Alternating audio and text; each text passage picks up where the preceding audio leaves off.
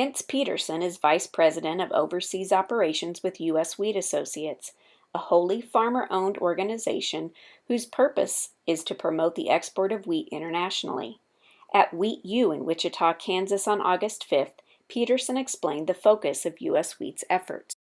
A lot of time trying to clear the market first so we have access to it. Once we have access to a market, then you can work on things, procurement issues, risk management, trade strategies, importation techniques, contracts, those kind of things that are functional to the wheat business. And then the last section of it is the technical side, working with the flour millers, bakers to properly utilize and get economic value out of the U.S. wheat product into their food products. So it's kind of the three areas that have to come together, and that all means more exports for wheat producers, hopefully. Peterson says there has been a change in the general balance of trade with wheat in the world. The emergence of Black Sea exports in Russia and elsewhere has increased competition for wheat.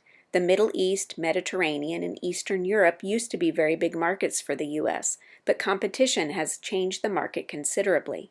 Peterson says these changes have required U.S. wheat to refocus its efforts. The organization is now spending resources, time, and energy in other markets such as Latin America, the Asia-Pacific, Europe, and West Africa.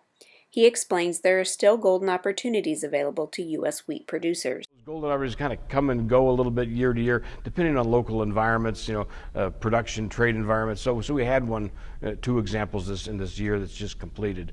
One was in China, where China needed to restock foreign wheats that they have, and they bought about 4 million tons of wheat from the U.S., another 2 or 3 million tons from other places on the outside. So it was a big year in China. At the same time, the Argentine production was hurt last year. The government had very restrictive export policies in Argentina. That gave us a tremendous opportunity in Brazil last year. So those were two golden nuggets that were kind of out there in a very short term. In a longer term environment, frankly, we've got a lot of growth within the markets we're within close reach of ourselves. So China would be one, but all of these markets in Latin America are all growing. Populations are increasing, and frankly, they're very good markets that are almost on our doorstep that sometimes we tend to overlook. Demands for resources are getting bigger, and costs have escalated overseas. Producers have been proactive in increasing funding to U.S. wheat. They provide invaluable social capital by taking leadership roles in the organization.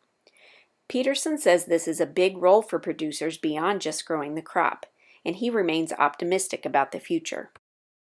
Well, I think what I tried to do today at the meeting here in Wichita was sort of give a little bit of an optimistic point of view. We get very much caught up in the fact that wheat prices have been down pretty seriously in the last 12 months. Corn is certainly making new lows, and you can make a scenario that it's going to get worse. So I wanted to leave people with a little bit of an optimistic standpoint that frankly the industry is very solid. We've got a very good foreign market that is out there. We depend on that market for at least 50% of what we produce, and we've got a good customer base that's willing to pay top dollar for that wheat. So there's a good lining maybe to the bad things that we're dealing with nearby, and I wanted to at least try to leave that sort of impression with people.